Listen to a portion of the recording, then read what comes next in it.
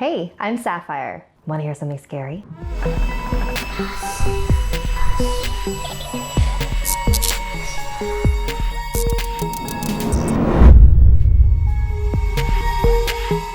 You've heard of the Slender Man, but have you heard of the tall, slender woman? This next chapter is a Japanese urban legend called Hachishakusama, which means 8 feet tall.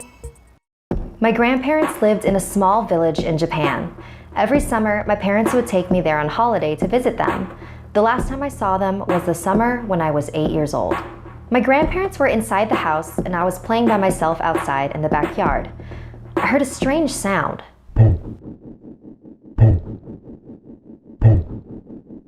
I didn't know what it was and it was hard to figure out where it was coming from. I was looking around, searching for the source of the noise, when I noticed something on top of the tall hedges that enclosed the backyard. It was a straw hat. It wasn't resting on the hedge, it was behind it. That's where the sound was coming from. Then the hat began to move. It stopped at a small gap in the hedge and I could see a face peering through. It was a woman, but the hedges were high, almost 8 feet tall. I was surprised at how tall the woman was. I wondered if she was wearing stilts or some sort of huge high-heeled shoes. Then, a split second later, she walked off and the strange noise disappeared with her, fading into the distance. Confused, I got up and ran back into the house. My grandparents were in the kitchen drinking tea. I sat down at the table and told my grandparents what I had seen. They weren't really paying attention to me until I mentioned that distinctive sound. They both froze. Grandma's eyes grew wide and she covered her mouth with her hand.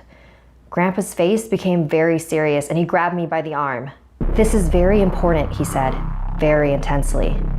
"How tall was she?" "As tall as the garden hedge." "Where was she standing? When did this happen? What did you do? Did she see you?" I tried to answer all his questions as best as I could. He rushed out to the hallway and made a phone call. I couldn't hear what he was saying, but after he hung up, he walked out the door. "Grandma, what's going on?" "There's something dangerous abducting children in this area," she said. "We call it Hachishakusama. It takes on the appearance of an extremely tall woman and says, in a deep voice. A long time ago, it was captured by monks and they managed to confine it in a ruined building on the outskirts of the village. They trapped it using 4 jizo, small religious statues that they placed at the north, south, east, and west of the ruins so that it could not escape. But somehow, it did. The last time it appeared was 15 years ago. My grandmother said that anyone who saw it was destined to die within a few days. It all sounded so crazy. I wasn't sure what to believe. Just then, my grandpa came back, but with an old woman who called herself Keisan. They took me upstairs to my bedroom and began covering the windows with newspaper, with ancient runes written all over them. Keisan placed small bowls of salt in all 4 corners of the room and a small Buddha figure in the center. "Soon the sun will be setting, so listen carefully. You must stay in this room until 7:30 tomorrow morning. Do not open this door for any reason." She placed a bucket in my hands. "Not even to use the restroom." My grandparents and Keisan left the room and I locked the door after them. I couldn't believe what was happening. Was I really going to die in a few days? I turned on the TV to try to take my mind off everything and eventually fell asleep. I was awakened around 1 a.m. by a tapping sound on the window. "It's probably just a tree or something," I told myself. Then came a knock on the door and I heard my grandpa's voice. "Are you okay in there? If you're scared, I can come keep you company." Hearing his voice was such a relief that without thinking, I rushed over to the door. But something didn't feel right. I looked at the bowls of salt in the room. All 4 of them had turned black. And then I heard the sound again. The tapping on the window continued. I knelt in front of the Buddha and began to pray. I was so terrified and caught up in my chanting that I didn't realize the sounds had stopped. I checked my watch. It was 7:30 a.m. Carefully, I opened the door and ran to my grandparents. We all got in a van and headed straight for the airport. Apparently, there were others who had escaped the grasp of Hachishakusama, as long as they never stepped foot in Japan again. So 2 years ago, when my grandpa got sick, he refused to let me visit him. He even left strict instructions in his will to not let me attend his funeral. I couldn't believe that this creature prevented me from saying goodbye to him. So when my grandma called a few days ago to tell me she had been diagnosed with cancer, I wasn't gonna let her stop me from visiting. It's been 10 years, Grandma, and nothing has happened to me. We don't even know if this thing is real. I'm not gonna let it stop me from seeing you. If you say so, dear. I love you, Grandma. I'll see you soon.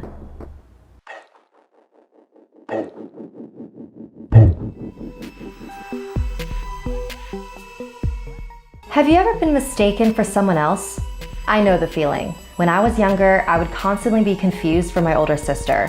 It didn't help that my mom would dress us alike and give us the same haircuts. I was so used to being called the wrong name or having teachers claim they saw me elsewhere. Now, years later, I've heard numerous stories about people seeing a family member only to have the real family member walk in moments later, or people seeing someone in one place while witnesses swear they saw that same person somewhere else. Looking back on it now, I wonder, what if there really was someone other than my sister being me? In this next chapter, we'll be discussing a curious phenomenon, doppelgangers. In paranormal terms, a doppelganger is a ghostly duplicate of a living being. According to superstition, seeing a doppelganger is a bad omen and a messenger of death. There are several famous cases throughout history. In 1603, Queen Elizabeth I had walked into her bedroom to find herself in terrible condition. Soon after, she became ill and died in that very bed. In 1796, Catherine the Great was awoken one night by her servants, claiming that someone who looked exactly like her was sitting in the throne room. Confused, she got up and went to the room and was shocked to see herself sitting in the throne. She ordered her servants to shoot at the imposter, but their bullets had no effect, and the double dematerialized. Within a few weeks, Catherine had died of a stroke. After being elected in 1860, Abraham Lincoln looked in a mirror and saw not one, but two reflections. One was Lincoln as he was, and the other was pale and sickly. He and his wife saw it as a sign that he would be elected for a second term, but wouldn't live to see it through. And we all know how that ended. Maybe it's just a coincidence that all of these people had seen their doppelganger before their untimely demise. After all, not every case ends in death. Like the story of Émilie Sagy, a school teacher in France. Despite being kind and friendly, she had a difficult time keeping a job. She was fired 18 times from multiple schools because her doppelganger was terrifying everybody. On numerous occasions, staff members and students claimed to see a second Emily standing right beside her, mimicking her every movement. But the most famous incident was during a sewing class at an all-girls school. The room was filled with 42 students, with the supervising teacher sitting in the front. The room had giant windows that faced the garden, and everybody could see Emily, energetically and happily picking flowers. For whatever reason, the supervising teacher left the room. Suddenly, the students noticed that Emily's movements were slowing down, like her energy was being drained from her. Then, in the empty teacher's chair at the front of the classroom, a figure appeared. It was Emily. The girls couldn't believe what they were seeing. There were two Emilys, both in plain sight. They tried speaking to the figure in the chair, but she didn't respond. So one girl mustered up the courage to try and touch her. She slowly approached the apparition, reached her hand out, and passed her hand right through it. "What does it feel like?" the other girls asked. "Like thick cobwebs." Then the doppelganger disappeared. The girls looked out the window to see the real Emily as she continued to walk through the garden as before. The horrified girls told their parents, who then complained to the school staff and had poor Emily fired again. Despite the many appearances of her doppelganger, Emily herself had never seen it. Doppelgangers are also common in the Philippines, where they're called gaya-gaya. Chelsea Braganza shared this story about her dad, Floyd, and her uncle, Fred, who had a puzzling run-in with one. When Floyd and Fred were in their teens, they were at home one day waiting for their friend Susanna to come over. There was a knock on the door, and there she was. "Hey, you're early," Floyd said. But she didn't say a word. Instead, she walked straight past him and into the bathroom. He thought it was pretty strange, but figured she just had to use the restroom really badly. Some time had passed, and Susanna still hadn't left the bathroom. Floyd needed to use it, so he knocked on the door. No answer. It had been at least an hour. "Hey, is everything okay in there?" Still no answer. They decided to pick the door open, shielding their eyes just in case they walked in on something they didn't want to see. But they didn't see anything. It was completely empty. The bathroom had no windows. Where did she go? Did you see her leave? No, did you? Just then, there was a knock on the door. It was Susanna. "Oh, we didn't realize you left the bathroom earlier." "What are you talking about? Weren't you here earlier?" "What? No, I just got here." To this day, they still have no idea what it was that walked into the house. Doppelgangers have appeared all over the world and all throughout time. Maybe it's our minds playing tricks on us. Or maybe that's what they want us to think. And now we close this volume with a story from Megan in Scotland. Megan never believed in the paranormal until it begged for her attention. Megan and her boyfriend Mikey had just moved into a flat in Aberdeen, Scotland. It was small, but cozy. There were 2 large windows, one in the kitchen that faced the garden, and one in the bedroom that faced the street. They usually kept the blinds closed to hide their expensive musical equipment. One night, Mikey was attending a concert in Glasgow and wouldn't return home until 4 in the morning, leaving Megan all alone. After he left, she spent the night catching up on her favorite TV shows. She fell asleep with her TV on, but a sound jolted her awake around 11:45 p.m. It was a slow knocking. She got out of her bed, thinking that it was her upstairs neighbor asking to turn her TV down, as it was still blaring when she woke up. She readied her apology in her head and walked to the front door. But when she looked inside the peephole, no one was there. She shrugged it off, thinking she must have been imagining the sound, and walked back to her bedroom. And then she heard it again. It was coming from the kitchen. She must have forgotten to close the blinds that night, because when she turned on the light, she was face to face with a woman in the window. She was wearing a dark overcoat, and her long red hair hung around her face like seaweed. Her mouth was twisted up into a terrifying grimace, showing the few rotten teeth she had left. Megan knew what this was. Her grandparents told her the stories when she was little. That was no woman. That was a banshee. In Irish mythology, a banshee is a female spirit who lives by the river. They usually have the appearance of an old hag, but are capable of making themselves as young and beautiful as they choose. In Ireland and Scotland, it is traditional for women to wail or keen at funerals. So if you hear the keen of the banshee, she's alerting you that death is nearby. "Let me in." The banshee croaked, her strained voice echoing in the walls. "I've been hurt." But Megan didn't believe her. She was now tapping louder on the glass. I'm gonna get you some help." "What kind of fucking woman are you?" Megan ran to her bedroom and dialed the police. She sat on her bed, shaking and praying to every god she could think of. It was the most horrifying experience of her life. The banging on the window had stopped. Is she gone? Megan thought to herself. But then she noticed a shadow from behind her bedroom curtain.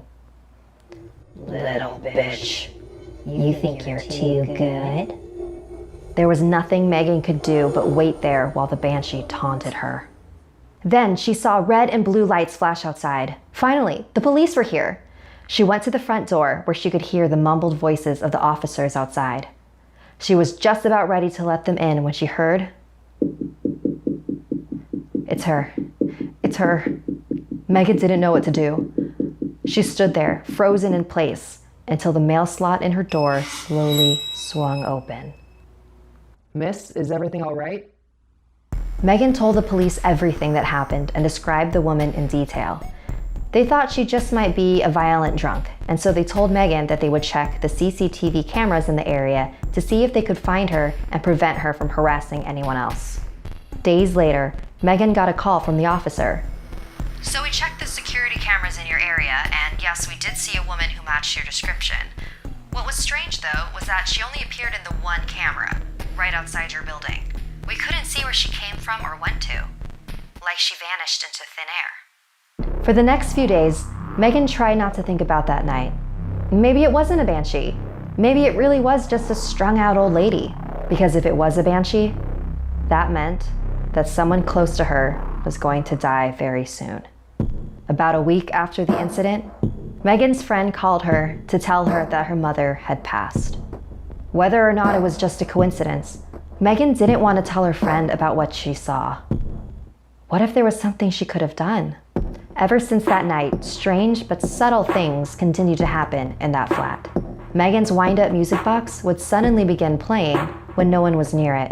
Lights would flicker on and off. The water in the bathroom would randomly turn itself on. Centuries ago, when a well would overflow, it was a sign that a banshee was near. It didn't help that these things only happened when Megan was home alone, leading Mikey to believe that she had a wild imagination. And maybe that's exactly how the banshees want it to be. Have you or anyone you know had any run-ins with a banshee? Let me know in the comments. And a very special thank you to Megan Matheson for sharing this story with me. Like this video if it gave you the chills, and don't forget to subscribe to Snarled and our sister channels HissyFit and Slaytrix. If you or anyone you know have a unique paranormal experience, message me on Instagram and I might feature your story. And if you dare to follow me, my links are in the description below. Until next time, sweet dreams.